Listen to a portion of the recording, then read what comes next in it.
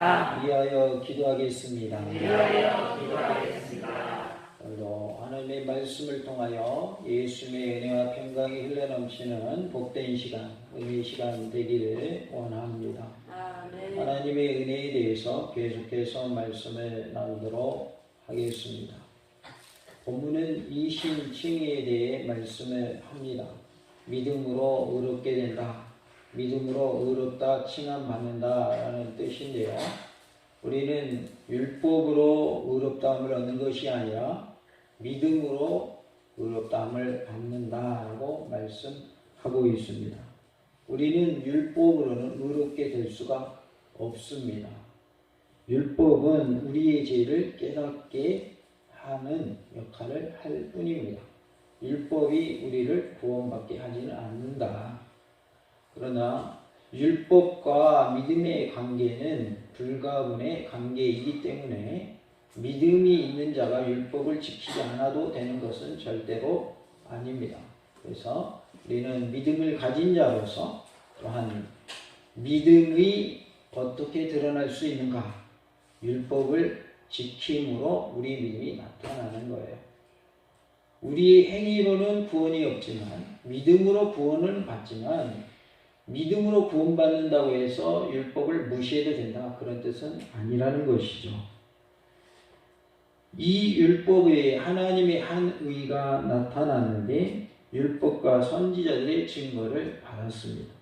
그 그리스도 예수를 믿는 믿음으로 말미암아 모든 믿는 자에게 미치는 하나님의 의인의 차별이 없습니다.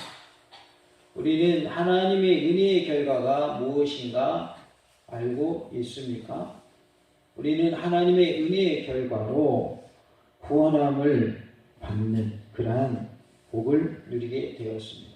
그런데 어떻게 구원함을 받았는가? 본문은 말씀하기를 값없이 구원받았다라고 말씀을 하고 있어요. 하나님의 은혜는 값없이 의롭다 하심을 얻은 자 된 것을 말하고 있습니다. 24절에 그리스도 예수 안에 있는 성령으로 말미암아 하나님의 은혜로 값없이 의롭다 하심을 얻은 자 되었느니라 라고 말씀을 합니다. 값없이 의롭다 하심을 얻었다라고 하는 것은 값없이 구원함을 얻었다라는 뜻입니다. 그래서 우리가 값없이 의롭다 하심을 얻고 값없이 구원함을 얻은 것이 하나님의 은혜인 줄로 믿습니다. 이 하나님의 은혜를 잊지 마시고 늘 기억하며 살고 하나님의 은혜 가운데 거하고 하나님의 은혜에 늘 감사하며 사시는 복된 삶이 다 되시기를 간절히 원합니다. 다 같이 봅시다. 하나님의 은혜는 값없이 구원받은 것입니다. 27절에 보면 자랑할 때가 어디냐라는 말씀이 나옵니다. 인간이 의롭게 되는 것은 모든 과정에서 인간 자신은 조금도 개입되지 않고 오직 하나님의 주권적인 활동만이 존재할 뿐입니다. 우리가 의롭게 되는 것, 이것은 우리의 힘으로 되는 것이 절대로 아니라는 거예요. 누가 하시는 일이라는 거예요. 하나님이 하시는 일이다 라는 것을 말씀합니다. 그러므로 인간은 자랑할 것이 하나도 없는 존재입니다. 특히 바울은 여기서 율법을 받은 것을 자랑하는 유대인을 염두에 두고 있는 것을 보게 됩니다. 유대인들은 자신들이 율법을 받았다라는 자부심이 있는 사람들입니다. 그래서 자랑할 때가 어디냐라고 반문하고 있는 거예요. 오직 믿음의 법으로니라 라고 27절에 말씀을 합니다.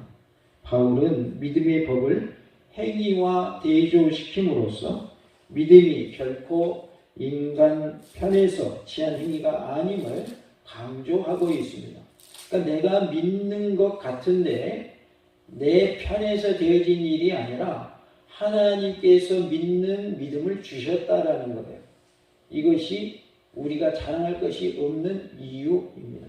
지금 우리가 이 예배 현장에 나와 예배드리고 있는 것도 내 의지로 나와서 예배드리고 있는 것 같지만 그 예배드리고자 하는 의지를 누가 주셨다는 거예요? 하나님이 주셨다 그런 뜻입니다.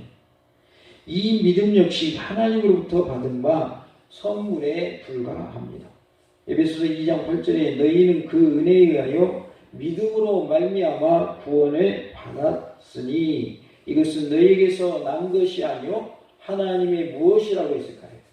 선물이라고 했어요. 그러니까 믿음은 하나님의 선물인 줄로 믿습니다. 그렇기 때문에 유대인이나 이방인이나 그 어느 누구도 하나님 앞에서 자기의 행위를 자랑할 수 없습니다. 믿음으로 구원받은 것이 하나님의 은혜요 하나님의 선물인 줄로 믿습니다. 이것이 얼마나 감사한 일인지 몰라요. 나로 하여금 예수님 믿기만 하면 구원함을 얻게 해 주셨어요. 우리가 어떤 율법을 지킴으로 해서 구원함을 얻을 수 있는 것이 아니라 예수님을 믿는 믿음으로 예수님의 보혈의 공로를 의지하는 그 믿음으로 구원함을 얻게 해 주셨다는 거예요. 그리고 실제로 우리가 율법을 다 지킬 수 있어요, 없어요? 100% 다 지킬 수 있는 것은 아니라는 말이에요. 10가지 중에 9가지를 지켰어도 한 가지를 범하면 율법을 뭐한 것이 되는 거예요? 율법을 범한 것이 되는 거예요. 율법을 안 지킨 것이 되는 거예요. 그렇기 때문에 9가지 잘 지킨 거 가지고 말하지 않아요. 한 가지 너 안 지켰잖아. 너 율법을 범했어. 이렇게 말합니다. 그렇기 때문에 우리는 율법을 지켜서 구원받을 수 있는 그러한 능력이 없기 때문에 우리의 행위로 구원받는다고 하는 것은 불가능하단 말이에요. 그래서 예수를 믿는 믿음으로 구원함을 얻는 은혜를 우리에게 주신 줄로 믿습니다. 그러므로 사람이 의롭다 하심을 얻는 것은 율법의 행위에 있지 아니하고 믿음으로 되는 줄 우리가 인정하노라 라고 28절에 말씀합니다. 율법의 행위에 대해서 여러 의견들이 있습니다. 혹자는 이를 할례와 같은 의식에 관한 율법을 수행하고 순종하는 것을 말한다 라고 하고 있고, 또한 로마 가톨릭 교회는 자연적 혹은 본성적 양심에 따라서 수행되어지는 행위를 율법의 행위라고 한다 이렇게 보고 있습니다. 이 외에도 순전한 양심에 의한 율법의 행위, 그리고 고도로 개선된 자연적인 율법 행위, 의식 율법의 행위, 도덕 율법의 행위, 이 모두를 다 포함하는 것이다 이렇게 보는 경우도 있습니다. 바울이 갈라디아서에서 율법의 행위라는 용어를 사용했을 때 이 용어는 의식 율법, 특히 할례와 관계되어진 것은 사실입니다. 그러니까 의식 율법에 대해서 말한 부분도 있다는 것이죠. 바울이 이렇게 이 용어를 쓸 때에 할례에 대한 진술 후에 언급하고 있는데, 로마서 1장 18절로 22절과 로마서 3장 10절부터 18절까지의 내용은 모두 도덕 율법과 관련되어 있을 뿐만 아니라, 그는 로마서 4장 2절에서 율법의 행위란 용어 대신에 행위라는 단어를 사용하기도 했습니다. 바울이 이렇게 갈라디아서에서 말한 율법의 행위를 우리가 보게 되는데, 또한 로마서와 갈라디아서의 공통 주제인 이신칭의에 올리는 인간의 마음과 행위의 그 자체에서 나오는 어떤 것으로도 의롭다함을 얻을 수 없고 오직 그리스도 예수를 믿음으로서만 의롭다함을 얻는다는 사실을 가르쳐주고 있습니다. 그러니까 우리의 마음으로 또 우리의 행위로 의롭다함을 얻을 수 없다라는 거예요. 오직 믿음으로만 의롭다함을 얻을 수 있다라고 말씀합니다. 펠라기우스 또는 알미니우스나 로마 가톨릭 교회가 주장하듯이 인간의 도덕적 행위를 통해서 구원받을 수 없음을 말씀하고 있는 거예요. 그러니까 우리가 도덕적으로 깨끗하다, 우리가 어떤 도덕적인 행위를 한다고 해서 구원받을 수 있는 것이 아니라는 것이죠. 그러면 우리가 도덕적 행위를 해서는 안 되는 것인가? 그 말은 아니죠. 도덕적으로 보았을 때도 우리가 다른 사람들에게 부끄러움 없는 모습이 되어야 하겠죠. 그러나 그 행위가 구원받게 하는 것은 아니라는 뜻이지, 믿음으로 구원받는다는데 도덕적 행위가 뭐 필요해? 이렇게 받아들이면 안 된다 그 말이에요. 믿음이 먼저이고 믿음에 따르는 율법을 지키는 것, 그리고 양심에 따라 행하는 것, 도덕에 의해서 행하는 것은 반드시 뒤따라와야 된다는 것을 알 수 있습니다. 이렇게 우리가 예수를 믿음으로써만 구원함을 얻을 수 있다는 것을 말씀하고 있고, 인간의 도덕적 행위를 통해서 구원을 받을 수 있다면 바울이 굳이 행위와 믿음을 대조하면서까지 강변할 필요가 있을까요? 없을까요? 없겠죠. 그렇기 때문에 우리의 율법을 지키는 행위가 구원받게 하는 것은 아니며 예수를 믿는 믿음으로 구원함을 얻는다라고 말씀합니다. 더 나아가 그리스도 예수의 죽음도 헛된 것이 됨을 갈라디아서 2장 21절은 말씀하고 있습니다. 내가 하나님의 은혜를 패하지 아니하노니 만일 의롭게 되는 것이 율법으로 말미암으면 그리스도께서 헛되이 죽으셨느니라 이렇게 말씀을 하고 있어요. 그러니까 우리가 율법을 지킴으로 해서 의롭게 된다고 하면 예수님이 죽으신 것이 헛된 것이 되어버린다. 다시 말해서 예수님이 십자가에 못 박혀 피 흘려 주신 이유는 우리의 행위로 구원함을 받을 수 없기 때문에 그렇게 해 주신 것이죠. 그러므로 율법의 행위는 구약 성경의 율법과 나아가서는 양심의 법, 이 모든 것을 포괄하는 것으로 우리가 보아야 한다는 것이죠. 그래서 구약 성경의 말씀도 포함되고 우리의 양심에 따라 행하는 것도 포함되는데, 구약 성경의 말씀을 다 지키고 우리의 양심에 따라 행한다고 해서 우리에게 구원이 주어지는 것은 아니고 의롭게 되는 것은 아니다. 그렇기 때문에 우리에게는 뭐가 필요하다? 예수를 믿는 믿음이 필요하다라고 말씀하고 있어요. 우리가 인정하노라라고 했는데 여기서 우리는 예수를 믿는 자들을 말합니다.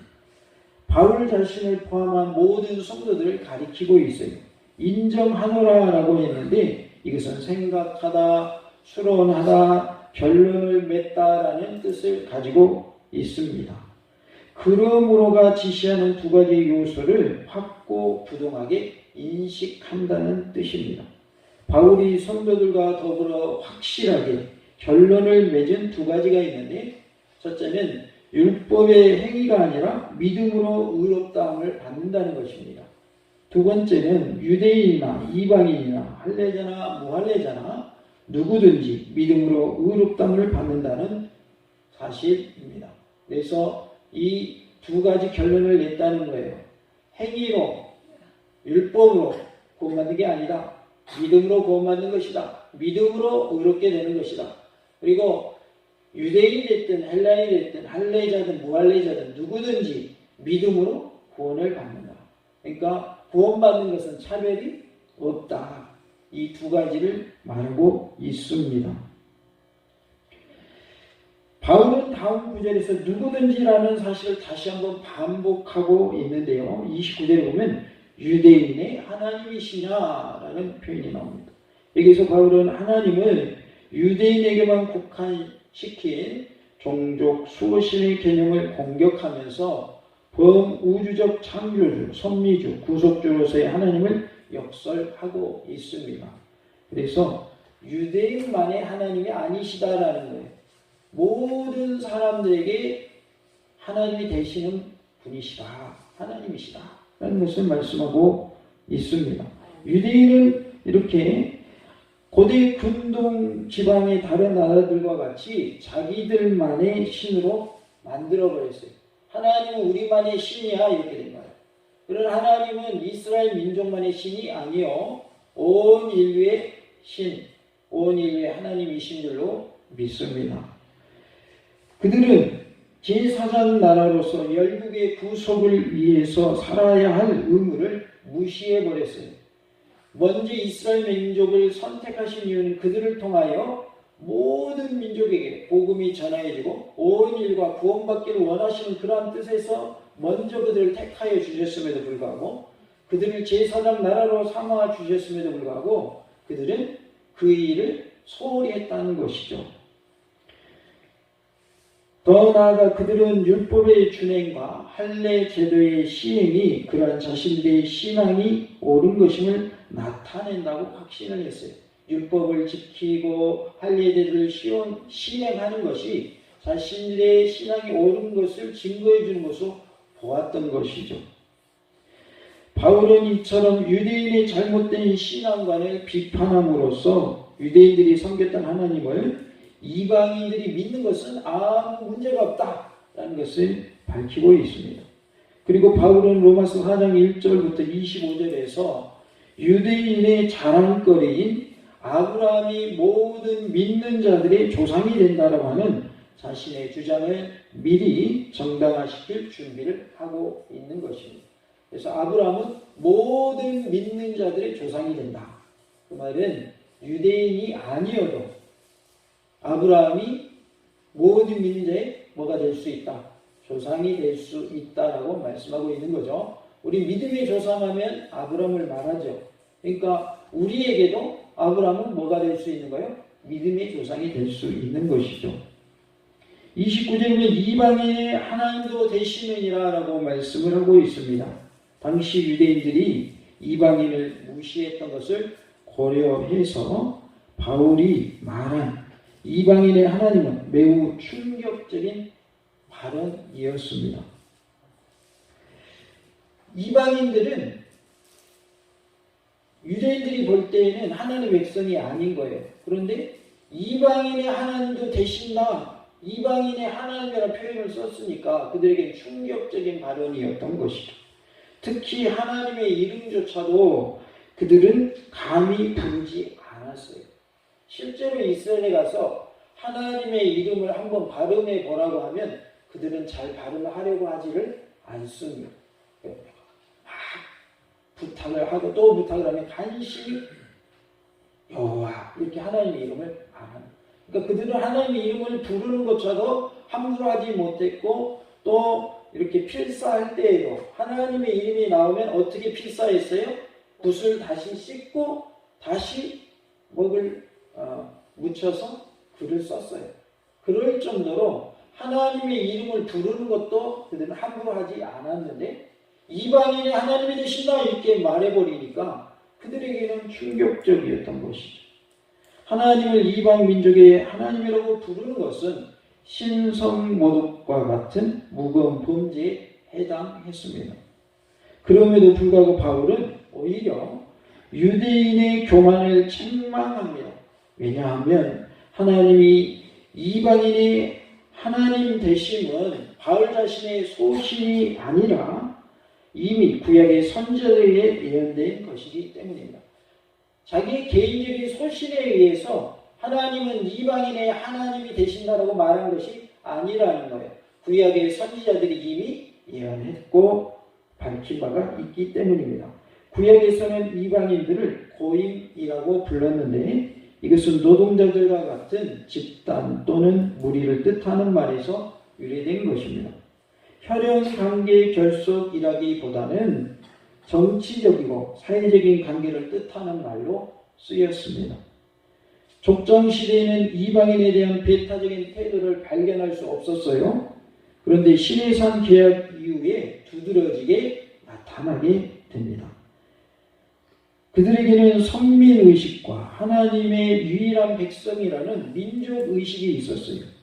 그래서 그들은 배타의식이 강화된 것을 볼 수가 있습니다.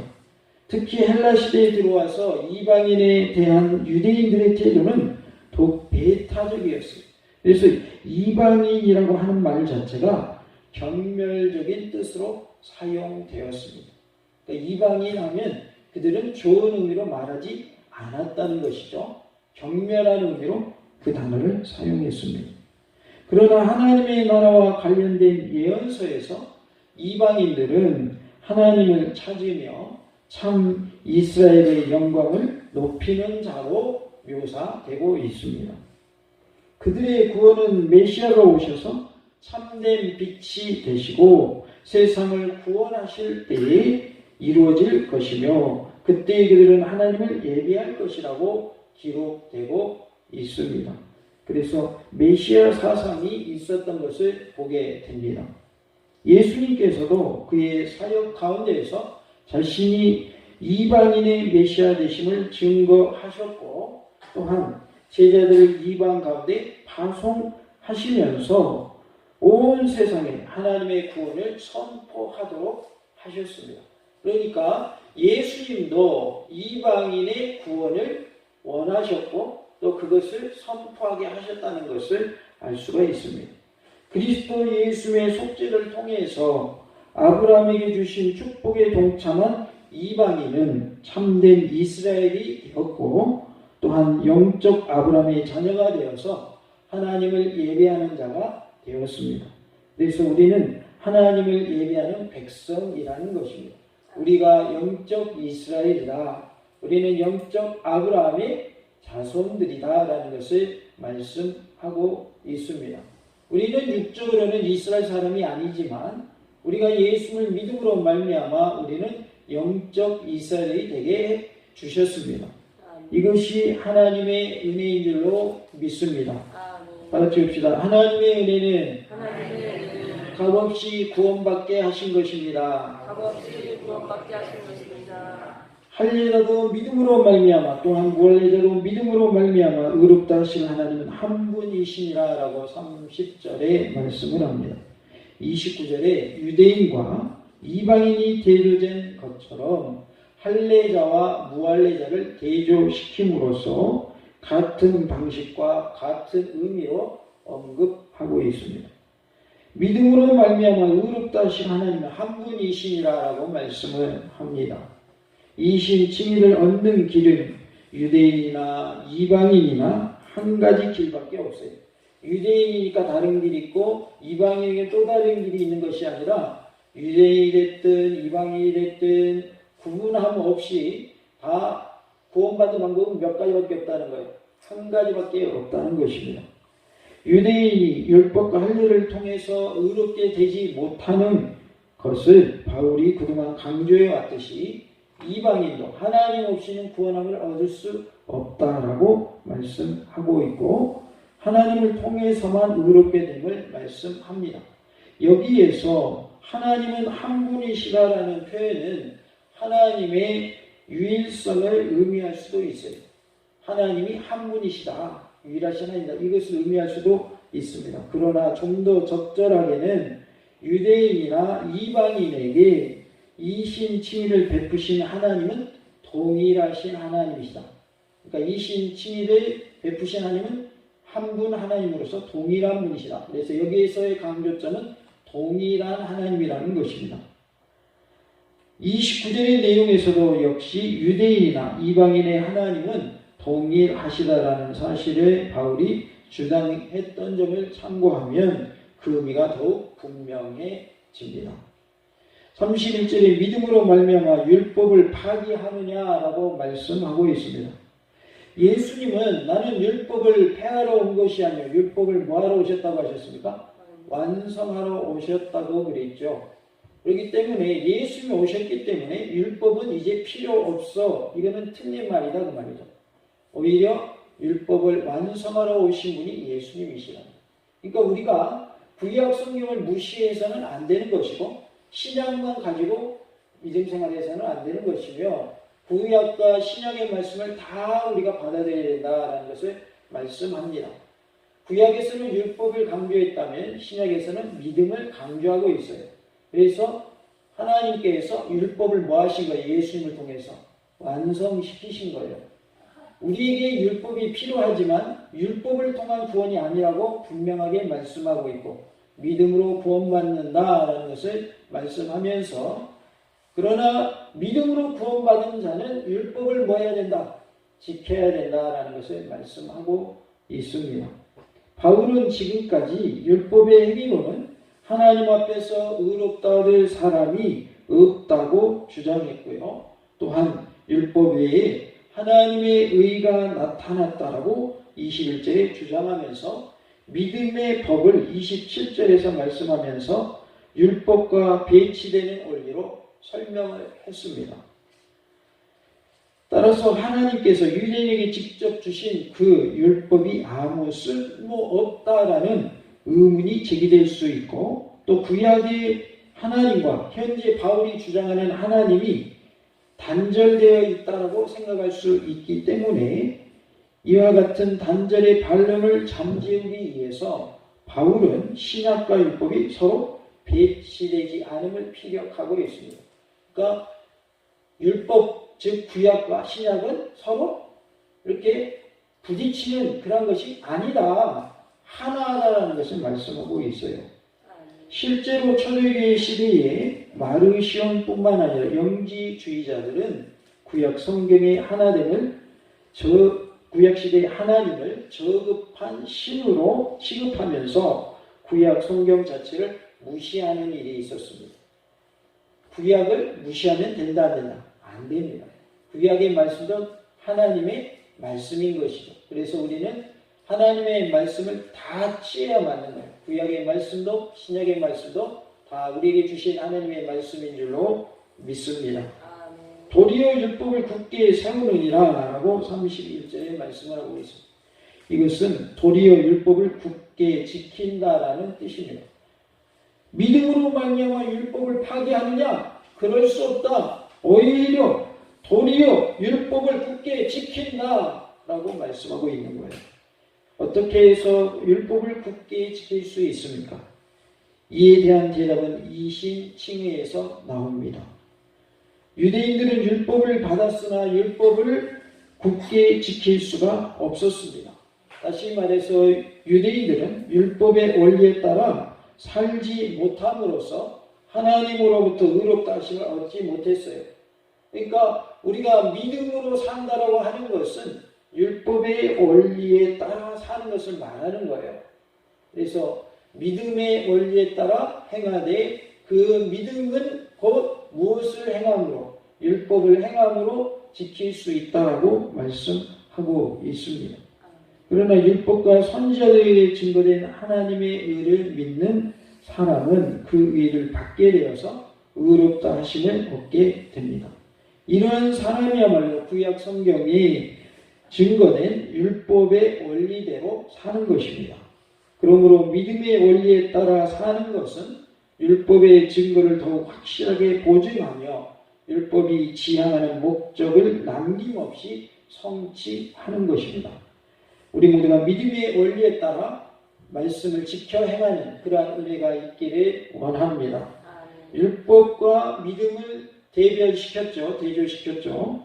행위와 믿음을 우리가 말하기도 하고 또 행위와 은혜를 말하기도 하고 때로는 율법과 복음을 말하기도 합니다.